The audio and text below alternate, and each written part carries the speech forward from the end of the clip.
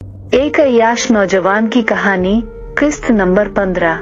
मैं इसी बच्ची के मुतालिक सोच रहा था। इलाही ये क्या माजरा था। मेरी आंखों के सामने वो बच्ची गाड़ी के नीचे आई थी और फिर टायर का ऊपर से गुजरना, बच्ची का सही सलामत रहना हैरत अंगेज बात थी। शायद इसकी माँ ने भी देखा हो, तब तो वो भागते हुए आई थी। खुदा गवाह है कि मुझे इसकी माँ की कोई बात समझ नहीं आई थी, सिवाय इस बात के वो मुझे इल्जाम दे रही थी। मुझे इसका चेहरा हिजाब में लिपटा धुंधला धुंधला सा नजर आया। किसी न किसी इंसान की जिंदगी में ऐसा कोई ना कोई वाकया जरूर रूनुमा होता है कि अक्ल भी इस बात को तस्लीम नहीं करती जो हो चुकी होती है, और वो हादसा वाकया इस इंसान को हमेशा हमेशा के लिए याद हो जाता है।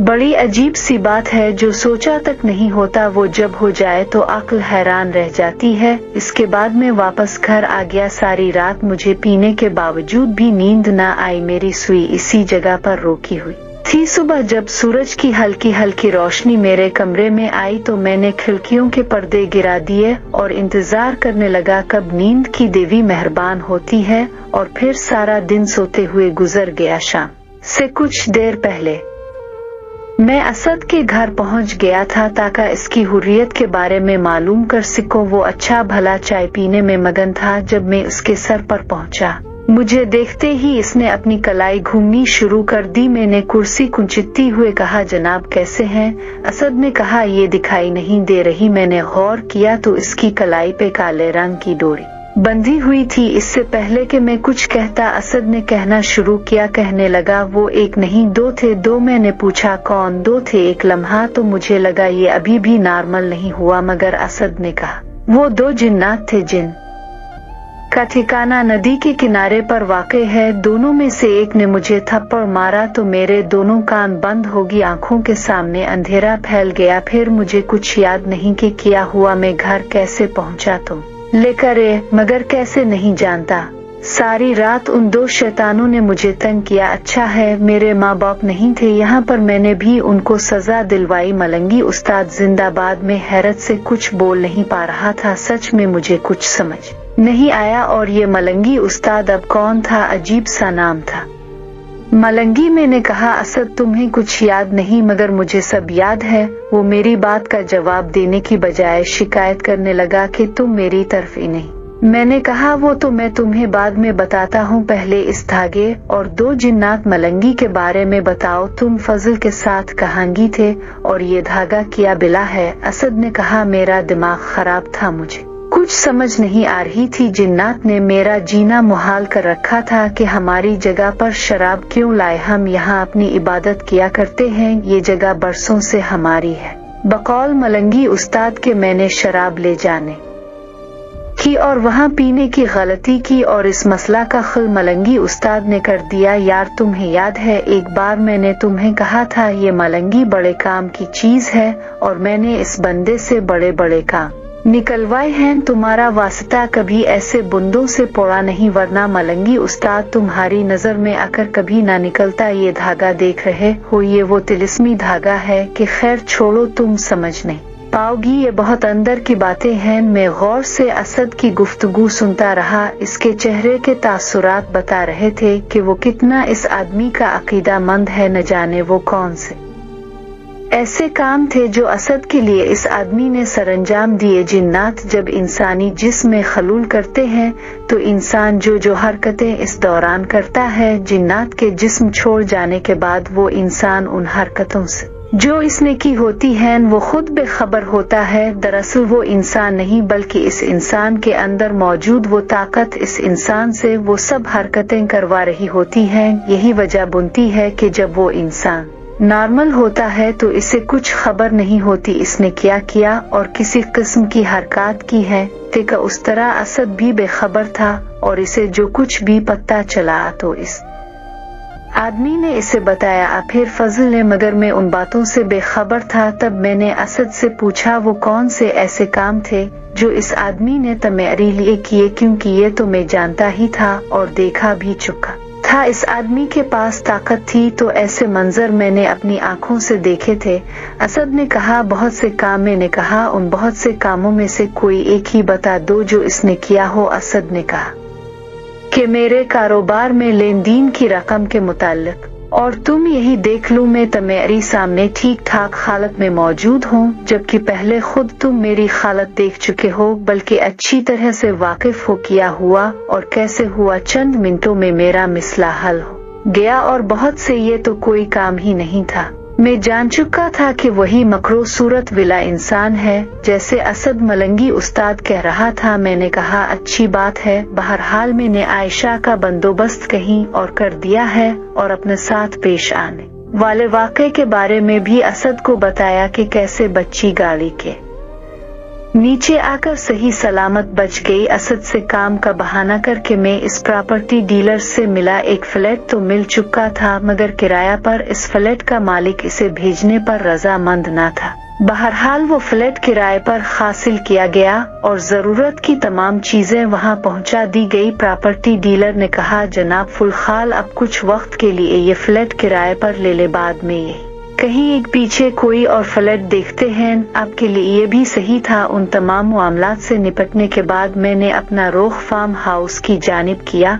मैंने बुर्का ज़किया को देते हुए कहा आयशा से कहो पहनकर जल्दी से आ जाए, मैं गाड़ी में इसका इंतजार कर रहा हूँ। वो बुर्का लेकर तेजी से अंदर चली गई। मैं गाड़ी में ही बैठा इंतजार करने लगा। आयशा ने आने में तकरीबन 10 मिनट लगाए। मैंने इसे देखते ही गाड़ी स्टार्ट कर दी। इस दौरान मुझे पता नहीं क्यों वो छोटी बच्ची बार बार याद आती रही। घूम फिर कर दिमाग इसकी जानिब चला जाता, बार बार इस बच्ची का ख्याल आता रहा। आयशा सलाम करते हुए गाड़ी में बैठ गई। मैंने इसे आता देखकर ही अंदर बैठने का सिग्नल दे दिया था। मैंने कहा तुम्हारी कोई चीज तो यहाँ नहीं रह गई? आयशा ने नफी मैं सर हिलाकर जवाब दिया और सामने देखने लगी। आयशा अब तुम्हें यहाँ नहीं रहना, मैंने तुम्हारी रहने का बंदोबस्त कर लिया, बस तुम्हें थोड़ी एहतियात बरतनी हो गई, जो कि निहायत ही जरूरी है। हम फार्म हाउस से निकलकर सड़क पे आ चुके थे। वो मुझे देखते हुए कहने लगी मैं मजीद आपको परेशान नहीं करना चाहती, आप मुझे दारुल अमान छोड़ दें। आपने जितना मेरे लिए किया वो मैं सारी उम्र याद रखूंगी और आपकी अहसान मंद रहूंगी। मैं हरगिज तुम्हें किसी ऐसी जगह नहीं छोड़ूंगा जहां तुम कहोगे। आयशा ने चूंकि कर मेरी जानिब देखा। मैंने इसे देखते हुए कहा तुम जहां जाना चाहती हो याद रखो यास्मीन बाई बार बार वहां तुम्हें ढूंढे गए, क्योंकि वो ये बात अच्छी तरह से जानती है कि तुम्हारी एक पीछे कोई नहीं है और तुम कितनी देर यूं ही उसकी नजर से खुद को छिपाए रखूंगी, आखिर तक हार के दारुल अमान ही जाओगे। ये सारी बातें तुम्हें वहां से निकालने से पहले ही मैं सोच चुका था। हर बात पर गौर और फिक्र करने के बाद मैंने तुम्हें वहां से निकला, इसीलिए अब जो मैं कहता करता हूँ तुम चुपचाप बस अमल करती जाओ। और रही बात अहसान की तो याद रखो तुम्हारी साथ साथ मैं खुद को भी बचा रहा हूँ। तुम्हें परेशान फिक्रमंद होने की कोई जरूरत नहीं। फ्लैट में दाखिल होते ही आयशा ने मुझे से पूछा ये किसका घर है? मैंने कहा फुलखाल तो तुम्हारा है। वो हैरानी से मुझे देखने लगी। मैंने आंखें फैलाते हुए घूरा तो वो रुख फेर गई। मैंने कहा ये है तुम्हारा ठिकाना, जरूरत जिंदगी की हर शय मौजूद है, यहाँ तुम्हें किसी भी किस्म की कोई मुश्किल पेश नहीं गई। वो खामोशी से सर झुकाए सुन रही थी और न जाने का सोच रही थी। मैंने अपनी बात जारी रखते हुए कहा तुम्हें यहाँ से बाहर निकलने की कतई जरूरत नहीं, और अगर कोई दरवाजे पर दस्तक दे तो दरवाजा भी खोलने की जरूरत नहीं चाहते कोई भी हो मगर मुझे छोड़ के। आयशा ने नजर उठाकर मुझे देखा तो मैं मुस्कुरा दिया। अचानक मुझे शरारत सूझी। बात नजर की थी। मैंने कहा आयशा तुम्हारा नाम यास्मीन बाई ने किया सोच कर सेहर रखा होगा? मुझे नहीं पता, जवाब मुख्तसर था। मैंने कहा मुझे मालूम है यास्मीन बाई ने तुम्हारा नाम किया सोच कर रखा था। सेहर यानी जादू? आयशा ने चौंकते हुए मेरी जानिब देखा तो मैंने इसकी आंखों में झांकते हुए कहा सेहरज़दा आंखों वाली। आयशा का चेहरा शर्म से लाल हो गया। मैंने मुस्कुराते हुए कहा लालकी शर्मा गई तो वो मुस्कुराने लगी। मेरा मकसद भी यही था। सेहर, तुम्हारी आंखें देखकर ही यास्मीन बाई ने तुम्हारा नाम रखा होगा। तुम मुस्कुराई तो तुम्हारी आंखें भी चमक उठी, वरना मैं बारहा उन्हें झांक के देख चुका हूँ, सवाए उदासियों के कुछ भी नहीं उन आंखों में।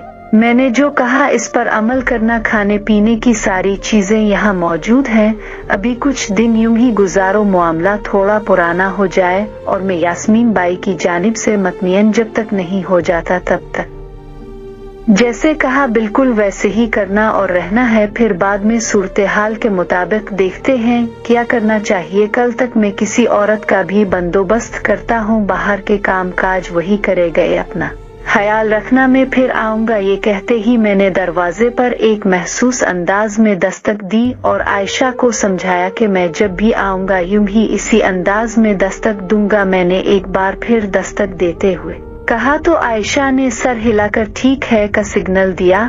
मैं खुदा खाफिद कहता हुआ बाहर निकल गया। अब जब तन्हाई मुयस्सर आई तो वही बच्ची मेरे दिमाग में चली आई।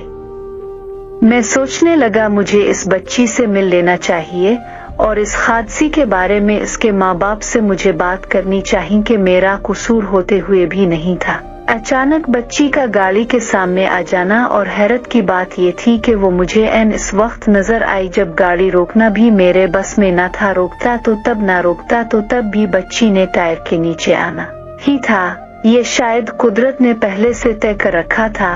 बहरहाल में दिल दिमाग में वो मासूम सी बच्ची समा चुकी थी। मैंने दिल ही दिल में इसके के घर जाने का फैसला किया और गाड़ी की रफ्तार में भी इजाफा कर दिया। चंद मिनटों बाद में इसी बच्ची के घर के बाहर खड़ा था। मैंने दरवाजे पर बैल दी तो चौकीदार ने दरवाजा खोला। मैंने कहा कल मेरी गाड़ी से बच्ची टकरा गई थी, मैं इस बच्ची से और उसके वालिदैन से मिलना चाहता हूँ। चौकीदार ने मुझे अंदर आने का कहा तो मैं अंदर चला आया। घर का लान काफी बड़ा था। चौकीदार ने मुझे लान में पड़ी कुर्सियों की जानिब इशारा करते हुए बैठने का कहा तो मैं कुर्सियों की जानिब बढ़ गया। चंद लम्हों के इंतजार के बाद बिल आखिर एक खातून मुझे अंदर से आती हुई दिखाई दी, जिनका रुख मेरी जानिब था। वो जैसे ही मेरे करीब पहुंची मैं अपनी जगह से उठा। खातून को सलाम करते हुए मुजरत की कि मैंने आपको खामखा में जहमत दी। खातून ने कहा बेटा कोई बात नहीं, मैं मसरूफ नहीं थी। खातून ने बैठने का इशारा दिया तो मैं अपनी जगह बैठ गया।